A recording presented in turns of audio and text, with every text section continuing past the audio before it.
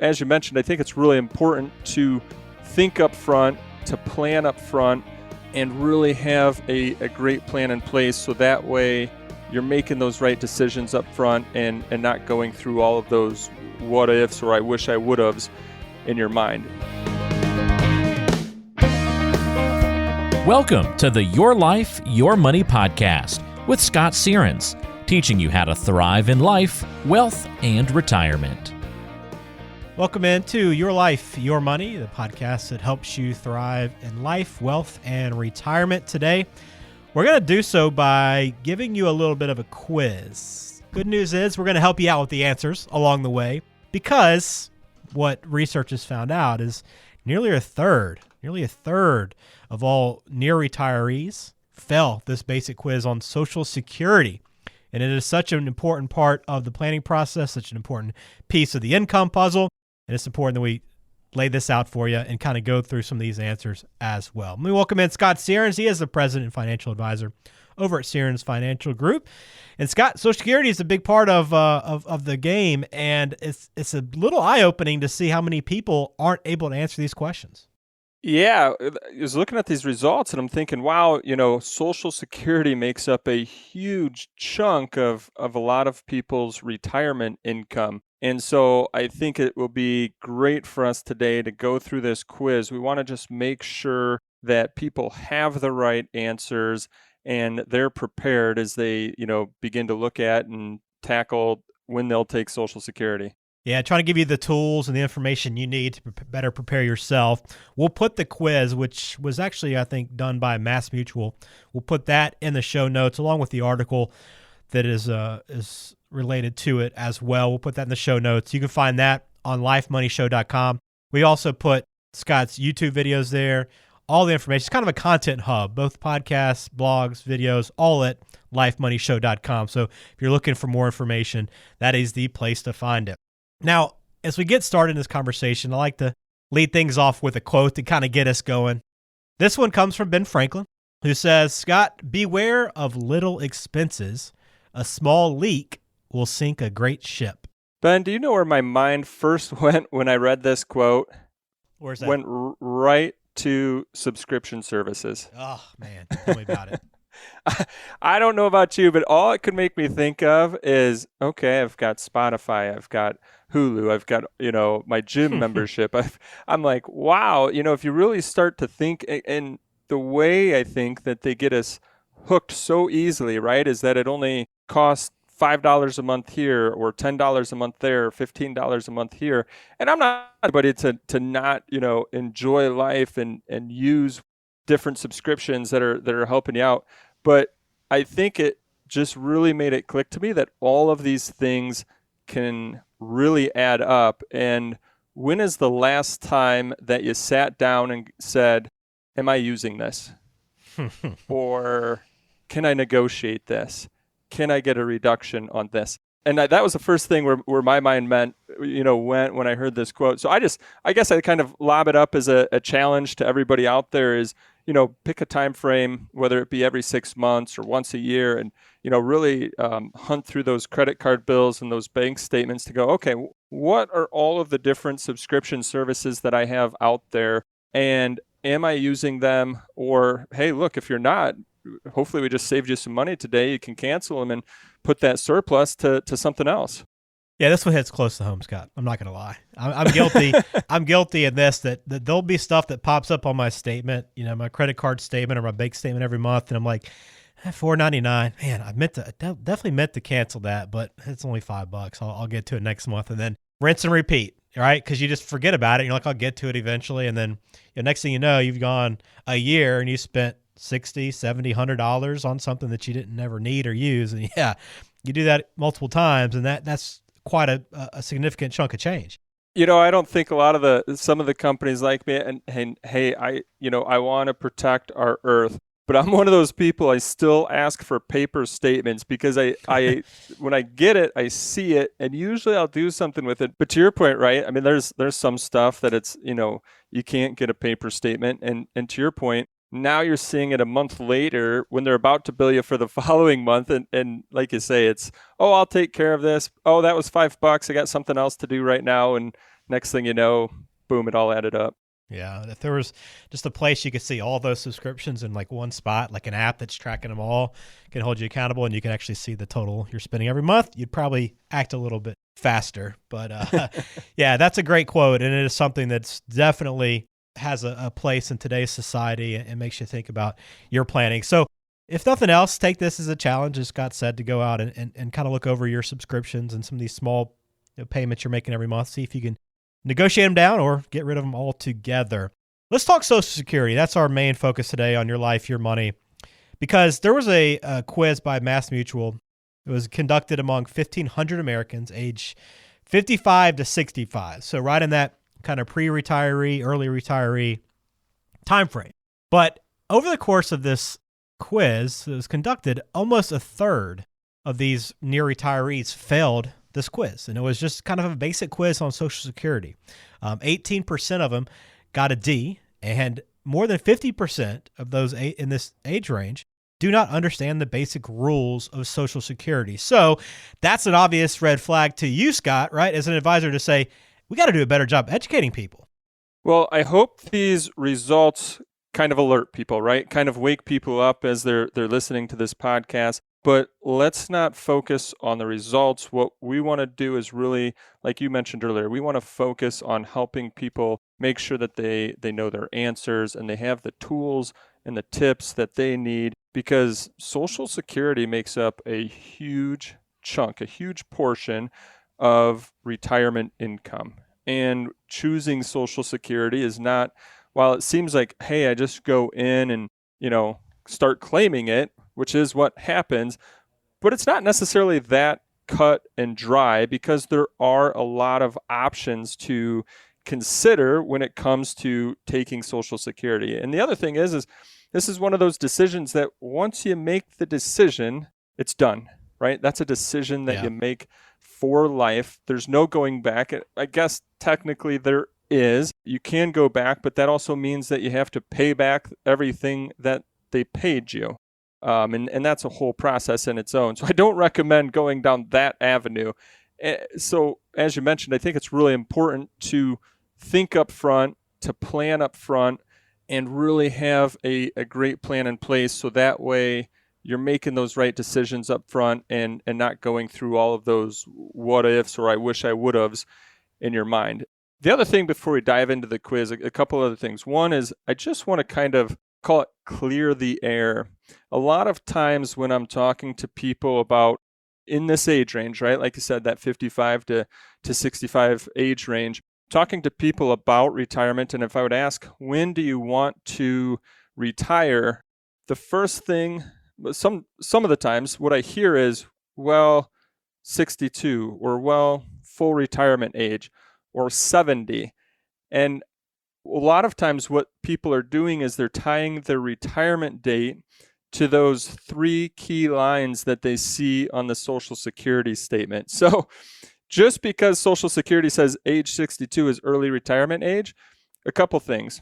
Doesn't mean that you have to retire that date. Also doesn't mean that you have to take Social Security that date. You can take and retire and take Social Security at two separate dates, two separate timelines. I from a planning perspective, I'd really suggest that you look at them completely separately. They don't necessarily need to line up, but from a planning perspective, it helps to understand those two different dates so we can help get you as much income as you can get and make all of your retirement savings last.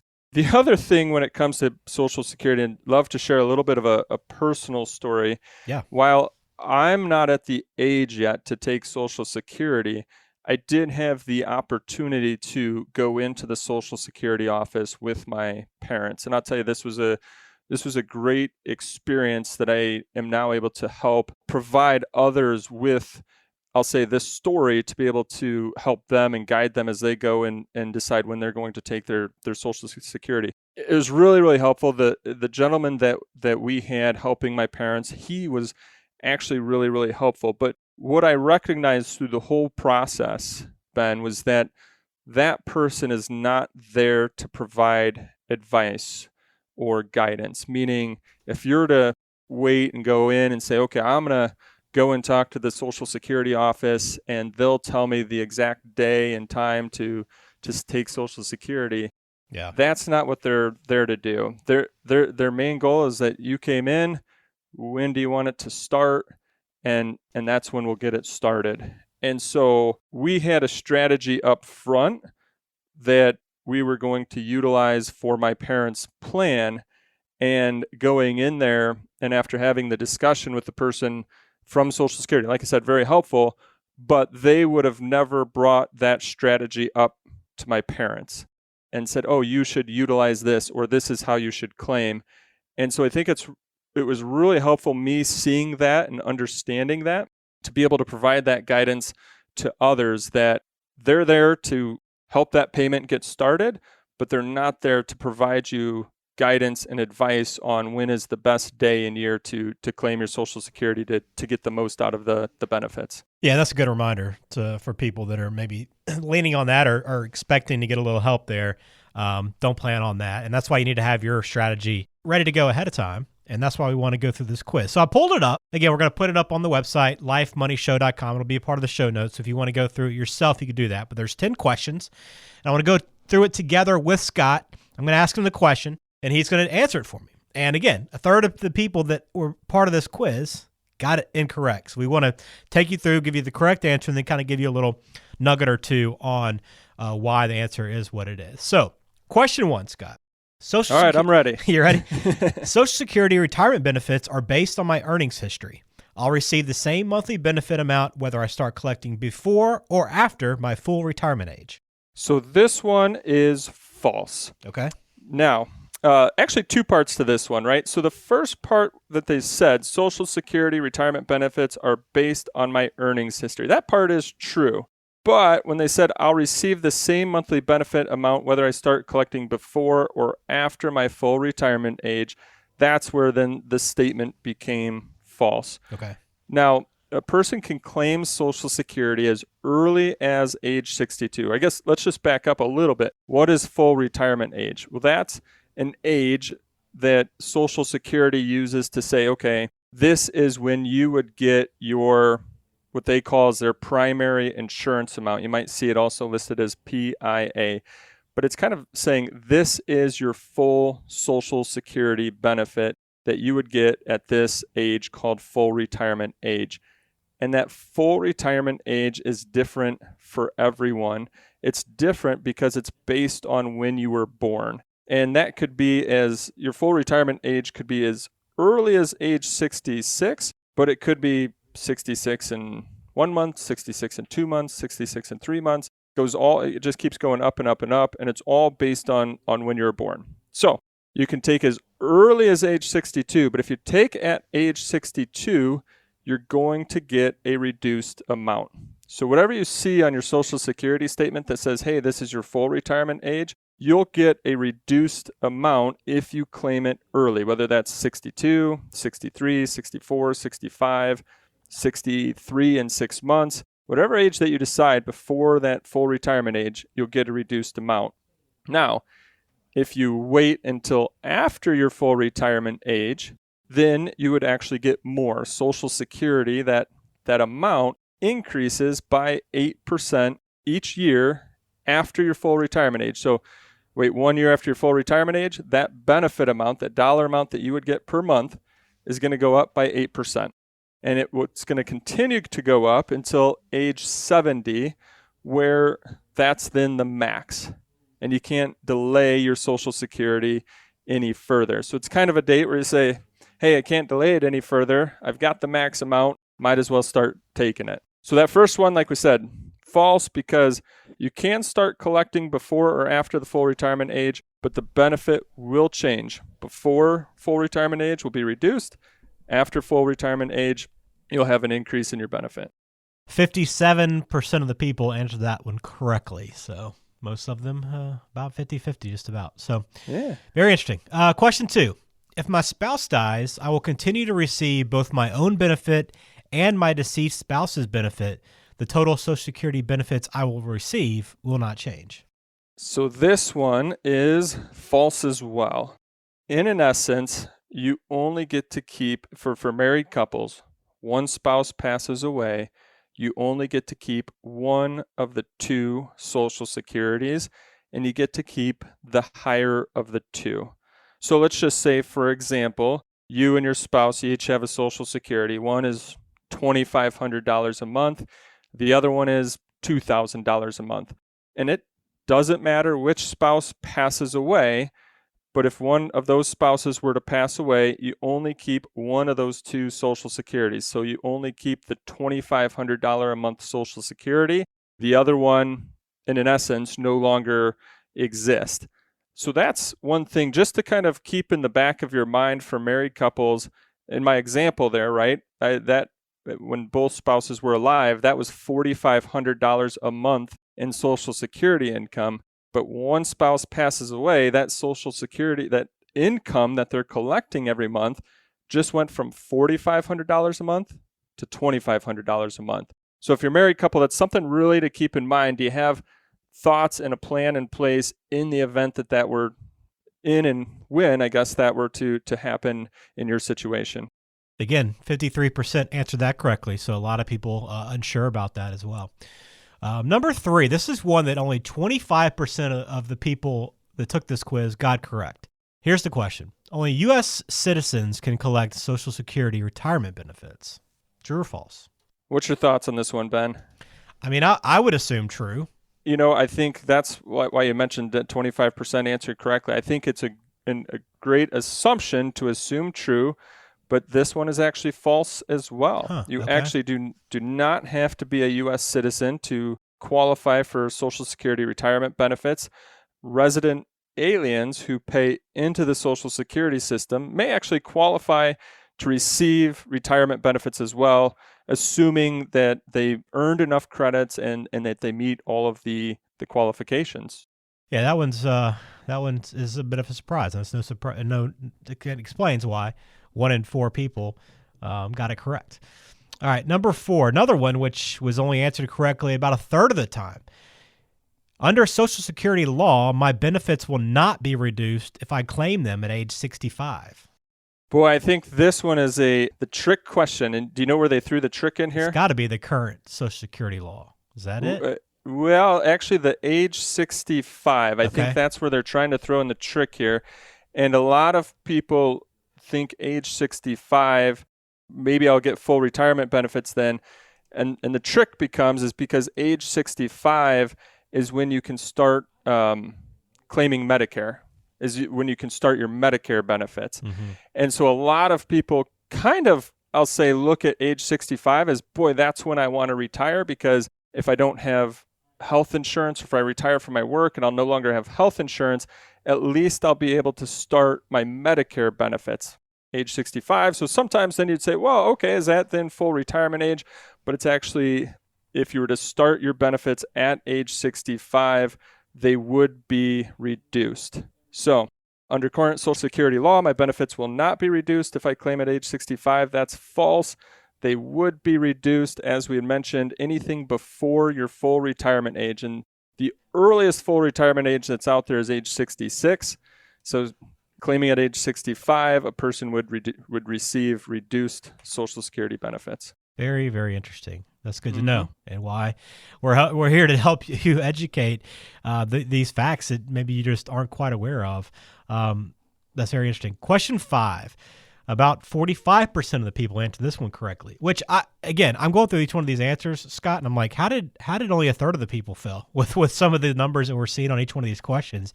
It seems like most people are getting them wrong, but here's this one. If I'm still working when I claim my Social Security, my benefit might be reduced depending on my earnings and my age. And this one is true. So if you are still working and it's before full retirement age, then your earnings will be subject to a retirement earnings test. And so a lot of people say, hey, I want to get the most out of Social Security that I can. I'm going to go and claim at age 62 or 63 or 64, but they're still working at their employer, or maybe they've got, they're self-employed or they're doing some part-time jobs. Well, they have to really think about this and be prepared, because if they're doing that, and again, before full retirement age, those earnings, right, are going to be subject to this retirement earnings test. What this means, and I'll just talk about for 2021. Current year, they will deduct $1 from your benefits for every $2 that you earn above the limit, which is $18,960. So, collecting Social Security plus you're working part-time, full-time. If you're making over $18,960, they're going to take $1 from your benefit for every $2 that you earn above that limit. Okay. Now, another little kind of caveat here.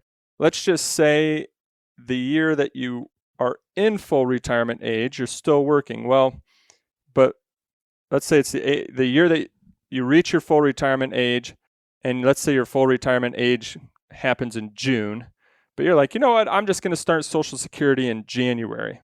Well, in the year that you reach full retirement age, it's $1 for every $3. Again, they're going to reduce or deduct $1 for every $3 that you earn above the $50,520 limit in the months up to that full retirement age. So in our example there, if your full retirement age happens in June, they're looking at this period from January to June, and you might have some reduction in your Social Security benefits at that standpoint. So a few things here. One, I don't want this to be where people think, oh my gosh, I'm collecting Social Security, so I have to stick around or under this dollar amount. I'm sure there's this break-even point, but if you're earning and you're earning more money, don't let this stop you, right? Don't let this make you hesitate from continuing to earn money, save, and live your lifestyle. Just be aware of it, right, in the event that you're collecting Social Security before full retirement age. The other thing is to understand is that they're only looking at your wages. So if you're collecting a pension, an annuity, or if you're taking investment income or interest from like your bank accounts, they're not looking at that. What they're just looking at for this retirement earnings test is just your employment wages. I think this is a good one to just kind of note in terms of why it's important to plan for your Social Security, right? Because you don't want to get caught up where you thought, like the majority of people that answer this, that it's not going to affect anything if I'm still working.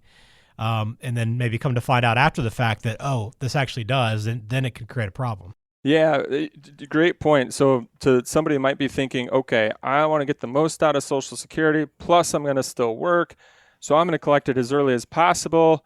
It may not actually work out in your favor because of this situation. Now, let's just talk about the other part though.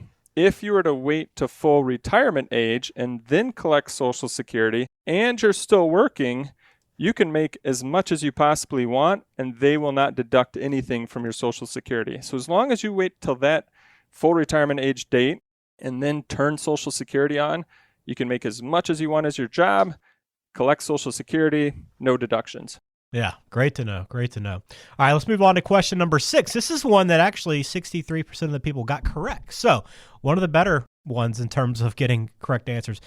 If I file for retirement benefits and have minor dependent children, they may also qualify for Social Security benefits. And like I said, most people got this one correct, and this one is true. So an eligible child that could be your biological child, adopted child, or stepchild, could also be a dependent grandchild, would all qualify for Social Security benefits.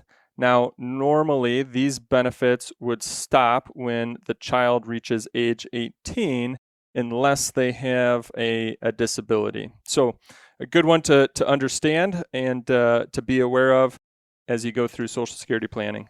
Yeah, definitely. All right, question 7. Half the people got this one right. Half of them got it wrong. My primary insurance amount is the Social Security retirement benefit amount I will receive if I elect to receive my retirement benefit at age 62. Boy, they're throwing a lot of stuff at us at that one, aren't they? Yeah, I tell you what, it's a little confusing. New terms, primary insurance amount, age 62.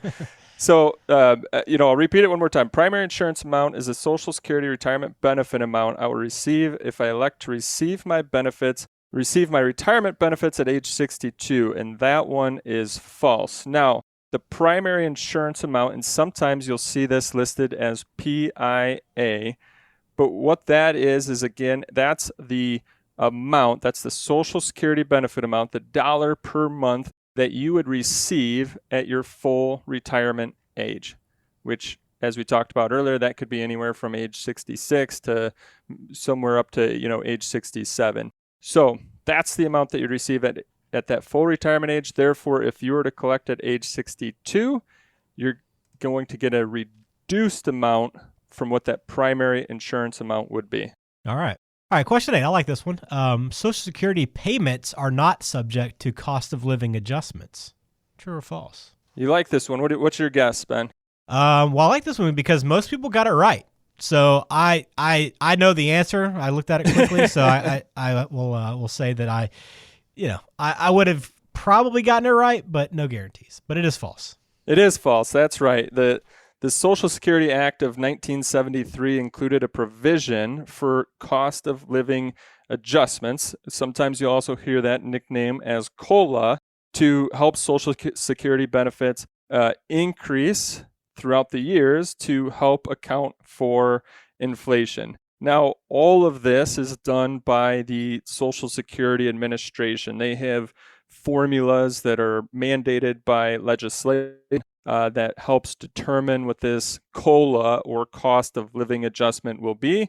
But the good news is that as we go through life, after we've started our Social Security benefits, they will go up with inflation. Will they keep up with inflation? Not necessarily, but they will go up. Yeah, I think that's the key. Will they keep up with inflation? Yeah. I think most people might assume they will, but not always the case. All right, question 9 out of 10. Government workers may receive reduced Social Security retirement benefits. So this one is true. And this is one where I tell you what, this is where some planning comes into place. And for those that have been working where the government is your employer, you really want to pay attention to this one, because I don't want you to go into retirement thinking, oh, I'm going to collect a pension and I'm going to collect this full retirement benefit from my Social Security. In the event that your employer, the government, was not paying into Social Security benefits, right? Because instead you are going to be receiving a government pension. So if you're receiving this pension, what basically the trade-off is that they're not then paying into your Social Security benefits. Now, you may have worked some other jobs that did pay into Social Security benefits. So there's a lot of calculations that need to be gone through, and you can actually go onto the Social Security website and plug in all of your information. But for today's purpose, just be aware that if you have a government-sponsored pension and years where you were not, or your employer was not paying into Social Security, you could have a reduced Social Security benefit. And that's for just yourself. But the other thing is to be aware of is, again, if you're collecting that government pension, you didn't pay into Social Security, but let's say your spouse had a Social Security.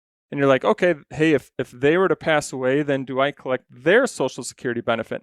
That one could also be reduced by these Social Security calculations. So it's really important to be aware of this. One is called, again, so for your benefit to understand how that would be reduced, what it's called is the Windfall Elimination Provision, or sometimes known as WEP, W-E-P.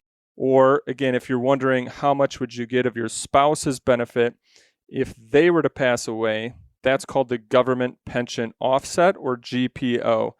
Really important to understand these in advance, but just be aware that government workers may receive reduced Social Security retirement benefits. I don't know that I would have anticipated that answer, but 50% of the people did get it correct. All right, last one on our list here. 60% of the people answered this one correctly. My spouse is eligible to receive Social Security retirement benefits even if he or she has no individual earnings history. Like I said, a lot of people got that one correct, and that answer is true.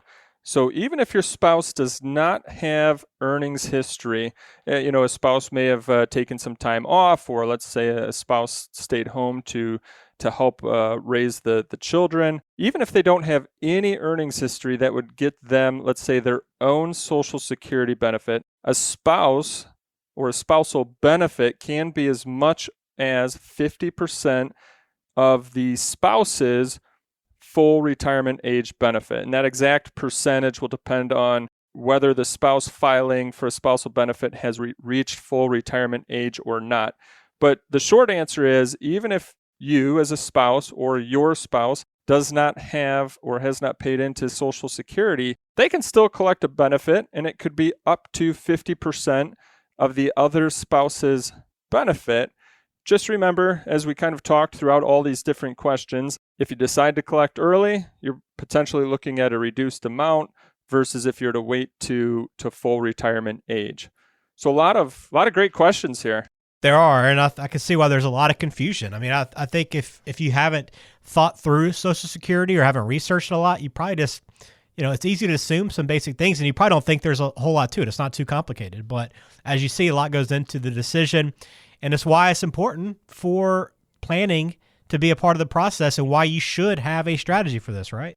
Absolutely. I find that a lot of times when it comes to visiting with folks about Social Security, they're only looking at one thing, which is an important part of the thing, right? But a lot of times our minds are saying, and because of what we've heard or just different thoughts that we have, our minds are telling us, well, we've paid into this for our lives. We want to make sure that we get the most back out of it. And so a lot of the Social Security reports, they're just looking at one thing.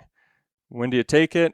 Based on how long will you potentially live? So it's just looking at longevity. And while that's one key and important part, to me, there's a lot more to Social Security planning. One of the other key parts is, well, just how much will you need when it comes to retirement income?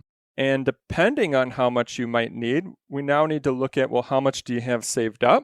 And what would your Social Security benefits be? And really, it's, in my eyes, you're trying to find that balance, because if you take it too early and you don't have enough saved up and you continue to live that lifestyle, well, now you're taking way too much from your retirement savings, and that retirement savings could run out. So it's finding that balance of letting it grow to that right point where you can start your retirement savings and be comfortable that, all of this will help last for you through retirement. So to me, there's more than just looking at longevity. It's how much do you need? What's your outflow going to be? How much do you need to live your lifestyle? It's how much do you have saved up? And then the last part, which we talked about earlier, is for those that are married, you also want to consider what would happen if you or your spouse were to pass away. And I think this is a lot of times I see, unfortunately, where, and it's very unfortunate, right? If one spouse were to pass away early and both said, oh, hey, let's go start taking Social Security now, well, then one of those Social Securities disappears and you only get to collect one of the two. And then that puts a lot of pressure on your retirement savings to help you continue to maintain the lifestyle that you are already living. So there's a lot of different parts and pieces to putting together the right plan and when to take it. The other thing is that I think sometimes mentally we can get on this, oh, I need to take it at 62 or full retirement age or 70. You can take it any year or any month that works best for your plan. To me, it's putting all those parts and pieces together of the puzzle that really helps people pick what that right age is. But just purely looking at what the benefit would be and longevity is only one part of that puzzle. There's a lot of other parts that you want to consider. Hopefully this episode's helped you out in terms of understanding Social Security a little bit better and the planning that goes behind it. But we encourage you to check out this quiz if you want to go back through it yourself. You could do so. We'll put it up in the show notes at lifemoneyshow.com. That is also the hub for all of Scott's content. So there's podcasts, there's videos, there's also blogs as well. So we'll have it all up there. So anything that you're looking to research or you just want to learn more, just want to maybe browse to see what else is out there that maybe you're not aware of, you can hopefully find information on that at lifemoneyshow.com. But we're adding new stuff all the time, so make sure you check back frequently. All right, Scott, let's close it out on that note. Thanks for taking us through this quiz, making sure we had all the correct answers. I think I feel better, a little bit better about Social Security. I might have to kind of read back through some of these because, they were worded a little tricky, but I think overall some great information today. Hey, thanks, Ben. Stay well and have a great day.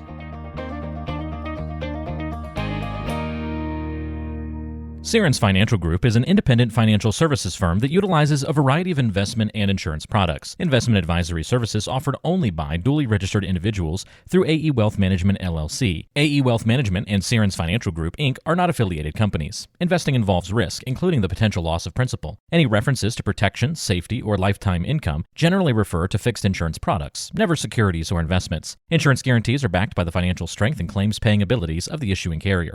This podcast is intended for informational purposes only. It is not intended to be used as the sole basis for financial decisions, nor should it be construed as advice designed to meet the particular needs of an individual's situation. Sirens Financial Group, Inc. is not permitted to offer, and no statement made during this show shall constitute tax or legal advice.